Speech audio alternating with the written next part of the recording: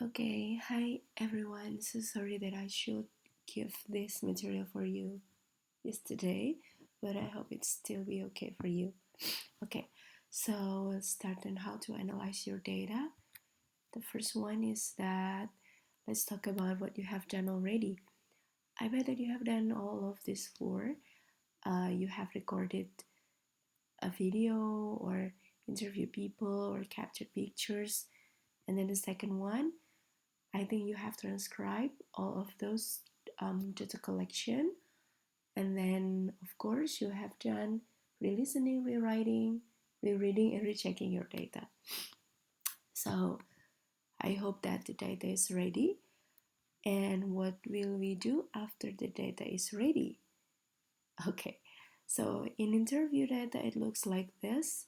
You will find the questions and then how the answers, question and answers, and this is the display of raw data. So you haven't done any coding yet. And then for observation notes, you have this notes for the observation of video. Like for example, dosen membuka kelas means that the lecturer opened the class and then checking the progress of each groups, and then checking the representative of each group to deliver the presentation, and also how each of the activity works. As for the observational transcript, it would be like this. So for example, we have the initial names like JF, not John F. Kennedy, but JF, like okay. And then 1.5 year means like the length of the talking, like okay. And then I, there is a strong intonation, it's up, like I don't think you had to come in then, and sitting down, looking at TV, pointing at the remote control, and then F answers, no, you hadn't come in yet. And then pause for 2.5 seconds, and then, but while I was watching this, I thought my pace was too slow. And then F said that I think your pace is light by the children, and they were maybe a little bit slow what they're doing. So you may add also sort of symbols to show that whether it is high or low intonation. Okay, after you have read the display of how interview looks like, how observational data looks like, now what should you do after you have transcribed them all? There are okay, 44.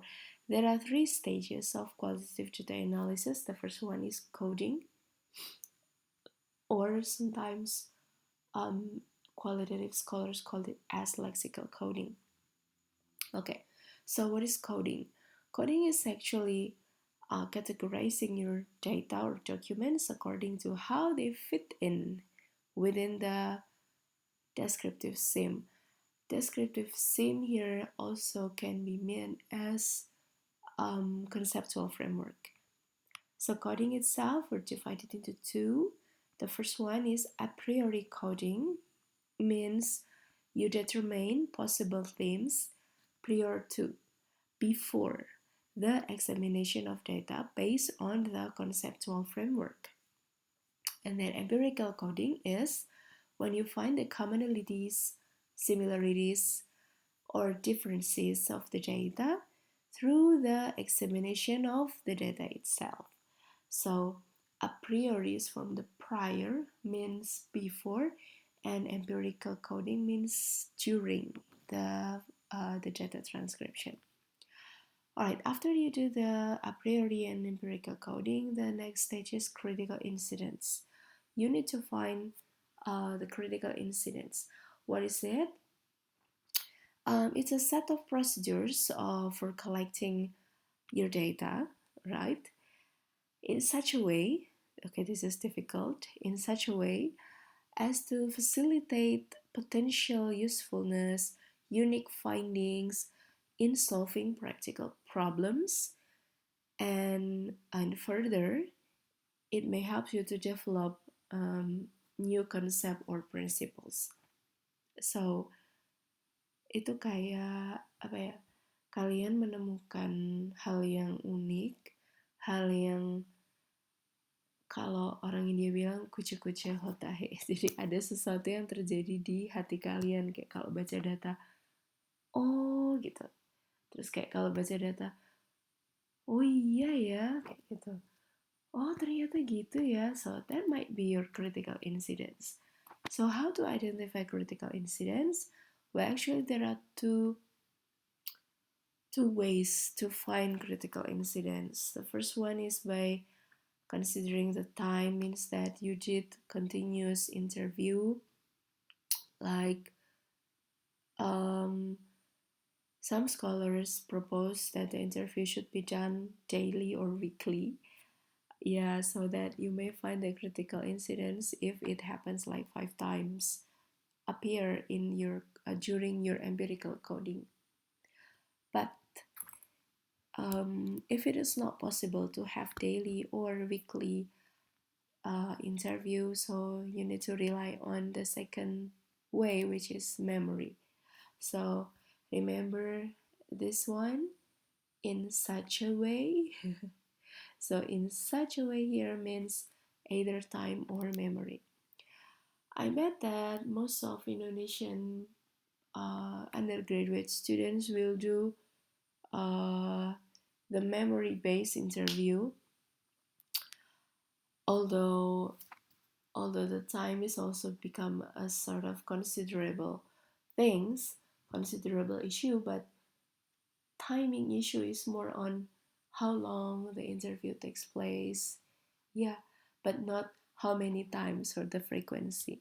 So it's okay.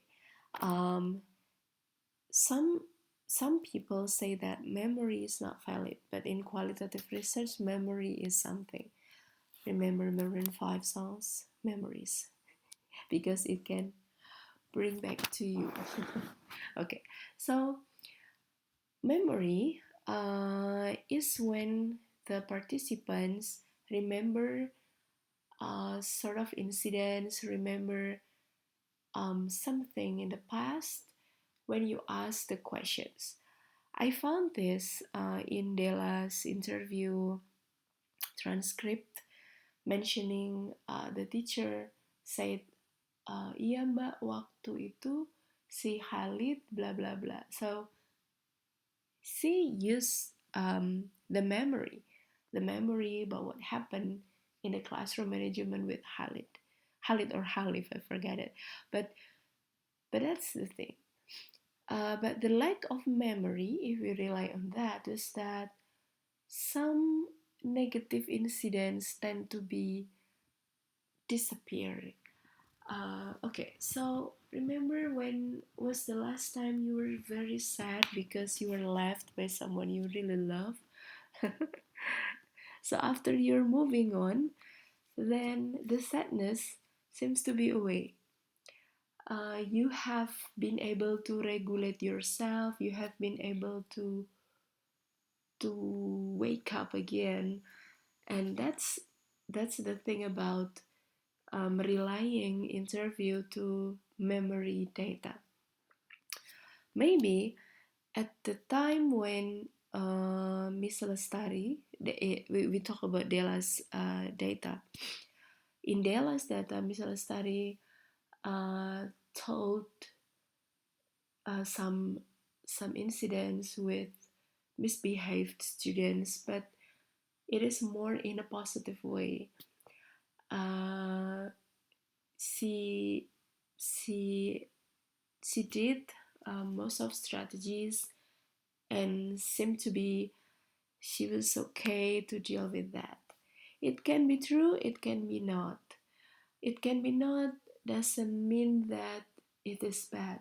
So what I mean by it can be noticed that actually in qualitative research, we need those negative incidents, not only the positive one. So the negative incidents might not be told to Della at the time. Could be two things. When you have a very negative events, either you want to forget it or you want to keep it as your deep down memory. So dealing with misbehaved students sometimes share negative incidents, but mostly Bu Lestari seems to be able to self-regulate herself. So that is why to avoid the absence of negative incidents, you may do two things. The first one is you may do rehearsed or replay the memory. Um, like when you talk with your friends, uh, kamu masih ingat gak dulu waktu kamu sama Justin Bieber makan berdua gitu? Kamu dulu gimana sih? Aduh, aku sebenarnya nggak mau ngomongin itu. So you need to be tricky in interviewing the participants so that the negative incidents can be replayed. Or if you failed to find out the negative incidents, so you may do the observation to acknowledge how the real situation where the teacher find it that way. Yeah, find the negative incidents. Okay, so and the last one is generating themes. Okay, so let's see how they work. A priori coding. So the first one, you need to prepare a blank file of Microsoft Word. And then the second one, you may copy paste your conceptual framework and the comprehensive definition of each components that you have created in the research instruments table. The third one, you need to number them. Number the data 001, 002, 003. How to do the numbering, miss? You can do the numbering based on the number of the statement or the sentence. So, good morning, number 001. 002, good morning, miss. 003, how are you today? 004, I'm fine, thank you, and you. So, sort of like that. And then the fourth one is you need to determine the color of each components. So you need to give colors to each component so that it will be easier for you to create the empirical coding. How does it look like? Okay, so this is a priori coding. You copy the concept. For example, this is about critical thinking dispositions. So I copy paste the concept in my research instrument table. Disposition toward critical thinking described as blah blah blah like this. And then people who have critical thinking disposition exhibit those of this. And then the description of each components. Okay, there are 7 components of critical thinking dispositions: inquisitiveness, open-mindedness, systematicity, analytical literacy, self-confidence, maturity. All of them should be clear. The definition should be clear. You just need to copy paste those what you have in chapter 2 or in research instrument to be put in the blank file of your MS Word. A question raised, Miss, kalau definisinya di sini tuh kurang lengkap gimana? You may find it more. Miss, ini udah ketemu ada definisi tambahan, tapi di bab 2 belum ada. Terus gimana? Ya harus ditambah. You need to add your additional explanation or additional description of each components to your chapter 2. Tapi kalau udah oke, ya udah nggak usah ditambahin lagi. Next question, Miss taunya oke sama enggak gimana? ya selama dia comprehensible. Misal kayak gini ya, inquisitiveness adalah ketika seseorang itu punya rasa ingin tahu secara intelektual. Jadi bukan rasa ingin tahu secara fisik. Dan ketika seseorang itu pengen banget untuk belajar, bahkan ketika uh, aplikasinya dalam pengetahuan itu belum sepenuhnya jelas.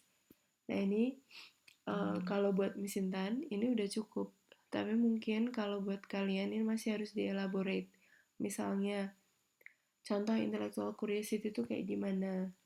Terus contohnya um, nunjukin desire for learning tuh kalau kayak apa gitu. Jadi kayak misalnya intellectual curiosity itu ya sering nanya, misalnya Miss kalau ini gimana, Miss kalau seperti ini kayak gimana gitu. Terus desire for learning itu misalnya dengan uh, berkonsultasi di luar jam belajar kayak gitu, atau aktif berkontribusi di dalam kelas, itu inclusiveness. Nah kalau di sini kan um, masih belum terlalu clear ya contohnya gimana. Nah kalian bisa cari additional description-nya. Terus jangan lupa nanti ditambahin di chapter 2-nya.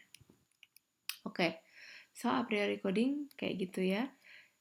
Tadi di copy paste konsep sama components, terus habis itu dikasih warna tiap komponennya. Misalnya inquisitiveness warna orange, open mindedness warna hijau gitu, dan seterusnya.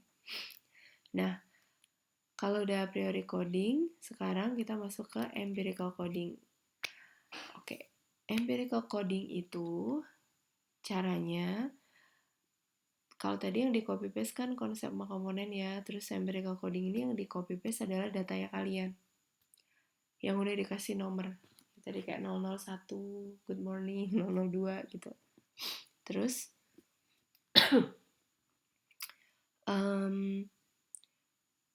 karena udah di copy datanya, sekarang data itu harus dikasih warna gitu. Oh kata, lexeme tuh words ya guys, lexeme tuh kata. Kata ini itu matching sama komponen yang mana, kayak gitu. Jadi misalnya ada kata analitik gitu, oh berarti kalau di case-nya Miss Intan itu masuk ke coding yang komponen analytical kayak gitu. Terus misalnya di words di apa ya, statement interview atau observasi itu ada kayak gini, Miss, I would like to raise a question. I just need to confirm. Udah dapet tuh. Miss, I want to confirm, I want to ask question. Oh, berarti dia ngelink ke inquisitiveness kayak gitu. Gitu ya. Terus yang ketiga, nah jangan lupa kalau kalian menemukan statement yang nggak masuk di komponen, tapi kok sering muncul, boleh pakai warna yang lain. Kalau misalnya biasanya pakai warna hitam. Warna hitam terus nanti di bold, underline gitu. Ya jadi if only ada kata yang sering keluar, terus statement yang sering muncul, tapi nggak ada di komponen yang udah kalian ambil gitu. Terus kalau udah empirical coding, numberingnya jadi beda lagi. Numberingnya jadi nggak cuma 00102, tapi sudah ada kode yang lebih kompleks. Ya, kodenya tuh harus memuat tipe datanya, possible tema, sama data numbernya. Nah, jangan bingung dulu nih, contohnya kayak gini. Nah, I teach critical thinking in my course, bla bla bla. Ini codingnya. INT tipe datanya interview. Kalau observational ya OBS. Terus possible temanya apa? Nah, kalau ini to identify and explore evidence. Oh, explore evidence. Oh, berarti ini truth seeking. Kalau di case Miss Intan, berarti temanya TS. Nah, misalnya buat teman-teman yang translanguaging, ya udah berarti nanti codingnya OBS slash code switching misalnya CS slash nomor data yang tadi kalian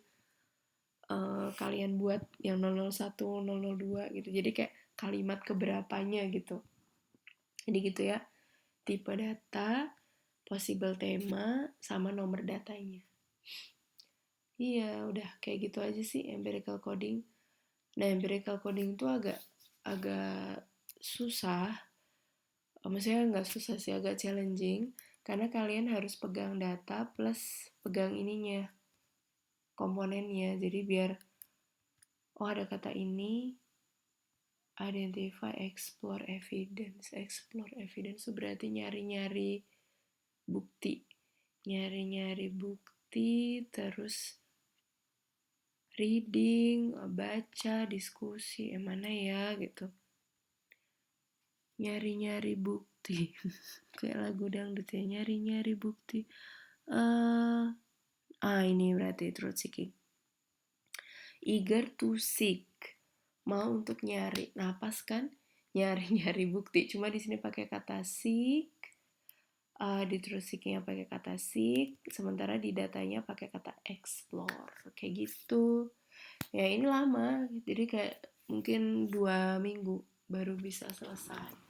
Atau kalau mau seminggu selesai ya, kayaknya kalau dengan adanya wabah ini seminggu pun bisa selesai karena kalian pasti di rumah sih. Iya, jadi empirical coding kayak gitu caranya. Terus sekarang masuk ke tahap yang agak sedikit challenging, critical incidents. Jadi kan tadi udah ditemuin ya, oh temanya ada ini gitu. Kalau di Misintan tadi kan datanya berarti yang muncul ada truth seeking, TS, ada analytical, ada open mindedness. Berarti ada 3 nih yang udah ketemu. 3 dari 7 komponen. Nah kalau kayak gitu gimana Miss Papa? Nggak apa-apa. Kan kualitatif itu natural, jadi nggak harus semuanya muncul. Kalau semuanya muncul, that will be good. Tapi kalau nggak juga nggak apa-apa gitu. Jadi tuh mubah aja sih, boleh gitu ya. Nah, balik lagi ya, critical incidents. Berarti kalau udah ketemu themesnya, sekarang kita mau buat kategori. Jadi tema tuh sebenarnya kayak kategori sih. Coding yang sering muncul, terus kita kategoriin gitu. Nah, kategorinya itu harus berdasarkan 2 hal. 1, kalau nggak yang paling common, communal findings, artinya sama kayak conceptual framework. 2, sama atau beda dengan sama atau beda sama conceptual frameworknya. Jadi codingnya yang paling banyak muncul, terus kita kategorikan. Nah nanti berdasarkan apa kategorinya itu? Berdasarkan kesamaan atau ketidaksamaan finding kita dengan teori yang udah kita ambil, kayak gitu. Baru kita generate themesnya. Nah, kalau di data Misintan ini tuh ada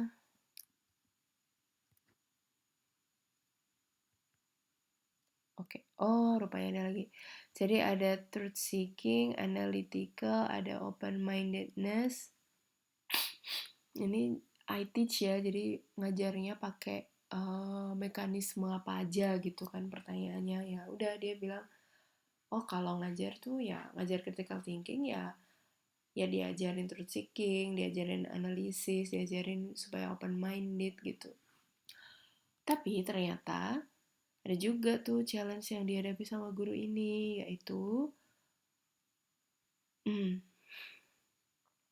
dialog.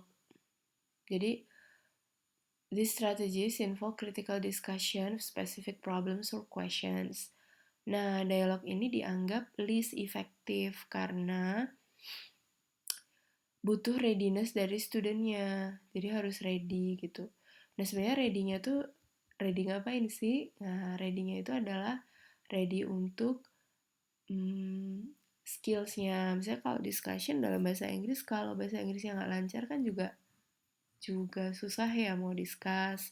Terus disposition, karakternya emang anak yang pendiam gitu, jadi susah ngeceknya ya. Terus knowledge-nya, background knowledge itu udah baca apa belum kayak gitu. Sehingga dia harus aktif kan, actively participate in the dialogue. Nah, actively participate ya tadi ya, inquisitive, jadi kayak antusias gitu loh inquisitive tuh. Nah, ternyata muncul ya inquisitive. Tapi munculnya tema ini, inquisitiveness itu bukan dalam hal positif, tapi justru negatifnya. Jadi, nah dari yang kita temukan tadi, nih most found-nya truth seeking, self confidence, open minded sama analytical. Nah, considerable themes-nya kalau misalkan interpretasinya sih ini satu dua, jadi ini nggak akan sama dan ini nggak bisa dibuat teorinya karena ya tergantung pembacaan kalian terhadap si data itu sendiri. Nah, kategorinya kan tadi metode yang bekerja sama yang nggak bekerja gitu ya, yang efektif sama yang nggak efektif gitu kan. Kalau kata guru tadi, ya udah misalnya ikutin aja itu. Dan di findingsnya kan emang buktinya ada gitu. Jadi tim 1, teaching critical thinking for EFL pre-service teacher, possible disposition yang memungkinkan. Jadi possible karakter yang bisa kita ajarkan supaya siswa tuh berpikir kritis. Tapi yang kedua juga ada challenges-nya gitu. Mungkin ada sebagian kalian yang nanya, Miss kok nggak yang opportunities and challenges gitu. Opportunities itu case-nya kayak lebih ke harus ada statement bahwa ini lebih efektif gitu. Sementara kan dia tadi nggak ada. Dia cuma ngasih apa? Beliau ini cuma ngasih tahu bahwa oh aku udah ngajar pakai metode ini gitu. Tapi dia nggak cerita mana yang efektif dipakai apa enggak gitu. Karena emang judul risetnya Teaching Critical Thinking for EFL Pre-Service Teachers gitu. Jadi ya mungkin beberapa partisipan nanti ada yang bilang mana yang lebih efektif, mana yang enggak. Tapi kalau di case yang teacher A ini, dia nggak bilang gitu. Makanya kita nggak bisa sebut itu opportunities. Kalau opportunities itu the teacher should imply gitu. Ini nggak ada juga sih. Jadi ya udah uh, possible disposition sama challenges-nya. Oke, jadi kayak gitu sih stepnya sampai kalian ketemu findings. Jadi findings itu nanti isinya adalah uh, themes yang paling banyak muncul, yang paling persis sama conceptual framework kalian gitu. Sehingga kalian bisa generate the themes. Ya isinya findings lebih ke tema ini, contoh transkripnya ini, tema ini, contoh observation transkripnya ini, kayak gitu. Nah, yang berat di sini. Discussion ini yang bikin bab 4 kali itu agak lama, mungkin bisa nyampe sebulan baru kelar ya. Oke, discussion ini tuh caranya ada 4. 1. Bound your findings to the theories. Bound, apa bound? Dimembalkan ya, dipantulkan. Coba kalian cek findings kalian itu sama teori konsep yang ada di bab 2 atau yang kalian pilih sebagai konstruk itu sama apa beda. Kalau sama kira-kira kenapa, kalau beda kira-kira kenapa gitu ya. Terus yang kedua, bound your findings to the previous empirical studies. Jadi kalau tadi ngeboundnya ke teori, berikutnya ngeboundnya ke previous studies-nya. Hasil kalian, temuan kalian sama penelitian sebelum-sebelumnya tuh sama apa beda? Kalau sama, samanya di mana? Bedanya di mananya? Kayak gitu. Terus kalau udah, nah ini yang sering kelewat sama anak-anak S1. Interpret. Terus kayak gitu gimana? Kalau sama dengan teorinya, kalau sama dengan previous studies-nya, terus gimana? Apa yang bisa kalian interpretasikan dari fenomena itu? So you find the relation. Baru habis itu disimpulkan. Nah, contohnya gimana? Kayak gini, udah kecil-kecil banget ya. Oke, kayaknya ini emang kalian harus nanti baca lagi hati-hati pelan-pelan. Coba di sini. 3 main subset dispositions are identified. Attitudes such as being open-minded, ada ya, hijau open-minded tadi, fair-minded, intellectual virtues such as truth-seeking and curiosity yang kuning, yang orange, kemudian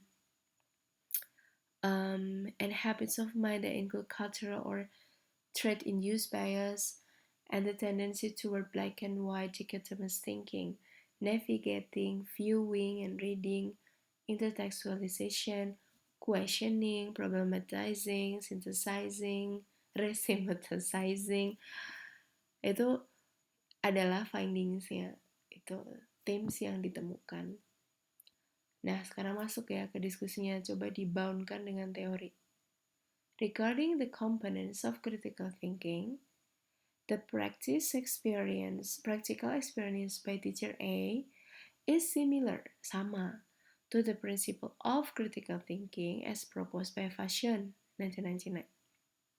Yet, to what extent that practice is teachable, Fashion 2002 highlighted that critical thinking is somehow teachable, but it requires extra time and energy to deal with.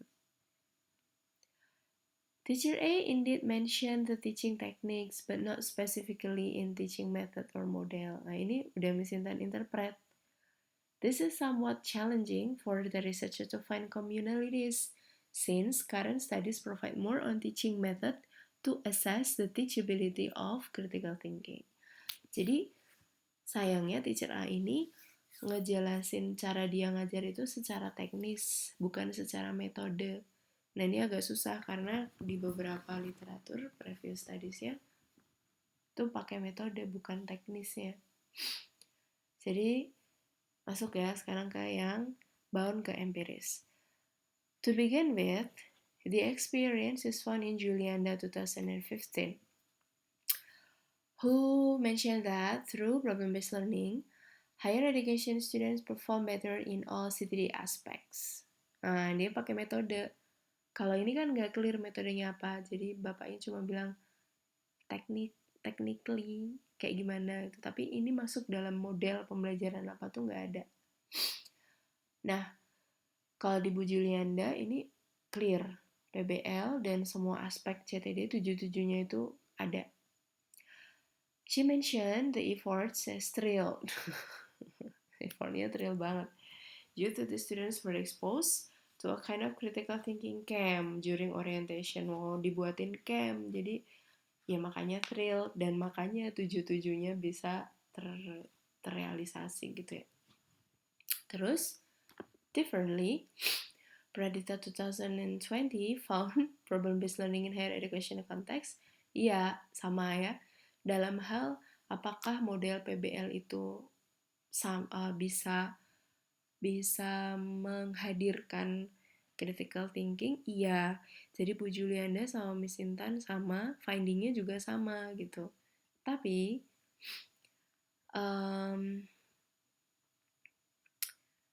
affectednya kalau yang di riset Miss Intan itu only the domain of open-mindedness and truth-seeking. Jadi cuma 2. Sementara yang Bu Julianda tadi 77-nya muncul.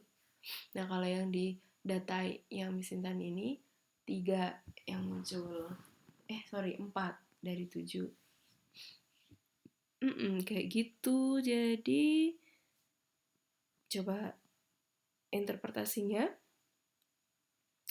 The length of CTD exposure, CTD itu critical thinking disposition ya, was 1 semester yang punya Miss Intan, similar to Juliana's practice. Ini sebenarnya waktunya sama, 1 semester. Tadi Bu Juliana pakai camp, kalau Miss Intan ngajar di kelas.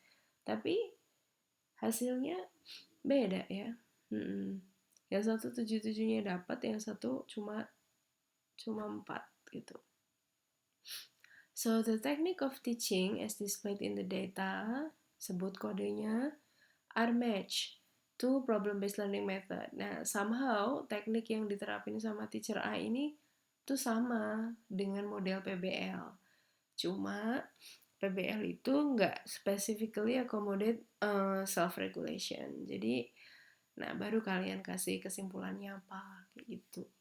Jadi dibound dulu sama teori, terus diinterpret, terus dibound lagi sama empiris, interpret lagi, baru conclusion. Kalau ini si possible conclusionnya ya bahwa model pembelajaran, maksudnya teknis pembelajaran yang bisa dipakai untuk belajar critical thinking disposition itu ya yang berhubungan dengan aktivitas-aktivitas yang membuat siswa itu jadi berpikir lebih kritis.